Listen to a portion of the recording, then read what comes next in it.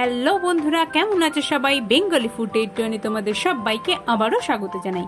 আজ তোমাদের সাথে শেয়ার করব আলু, কুমড়ো ও সজনে ডাঁটা দিয়ে রুই মাছের ঝোল। তো চলো বন্ধুরা, রেসিপিটা দেখা যাক। তার জন্য প্রথমে আমরা মাছগুলোকে নুন, হলুদ, লঙ্কার গুঁড়ো মাখিয়ে নিলাম।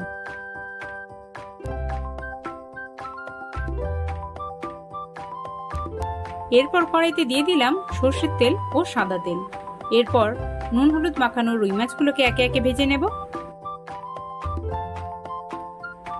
মাছগুলোকে ঠিক এইভাবেই লাল লাল করে খুব ভালো করে ভেজে আমরা তুলে নেব। এরপর ডালের বড়িগুলোকে আমরা ওই তেলেই খুব ভালো করে ভেজে তুলে নেব। ওই তেলেই ফোড়নে দেওয়া হয়েছিল তেজপাতা, 5 ফোড়ন, পেঁয়াজ কুচি, টমেটো কুচি ও কাঁচা লঙ্কা চেরা। সবকিছু আমরা খুব ভালোভাবে নাড়াচাড়া করে নেব। এরপর আমরা সবজিগুলোকে একে একে দিয়ে দেব। সবজিগুলোকে দিয়ে খুব ভালোভাবে আমরা সবজিগুলোকে হালকাভাবে ভেজে নেব।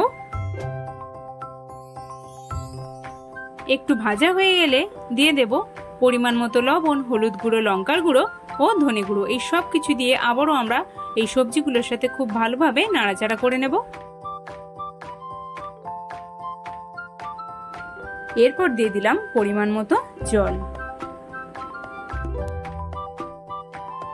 জলটা একটু ফুটতে শুরু করলে আগে থেকে ভেজে রাখা ডালের বড়িগুলো দিয়ে আমরা ঢাকনা দিয়ে সিদ্ধ হতে দেব সবজিগুলো খানিকক্ষণ। সবজিগুলো সিদ্ধ হয়ে এলে ঢাকনা খুলে আগে থেকে ভেজে রাখা মাছগুলো দিয়ে দিলাম আর দিয়ে দিলাম জিরে বাটনা। ব্যাস, এরপর একটু ফুটে এলেই কুমড়ো, আলু ও সজনে ডাঁটা দিয়ে রুই মাছের ঝোল একদম তৈরি। তো এই গরমের দিনে এমন ঝোল খেতে তোমরা কারা কারা পছন্দ করো অবশ্যই কিন্তু কমেন্টে জানিও। আর ভালো লাগলে একটি লাইক করে দিও। আর আমাদের চ্যানেলটিতে নতুন বন্ধু হয়ে থাকলে চ্যানেলটিতে কিন্তু অবশ্যই করে সাবস্ক্রাইব করে দিও।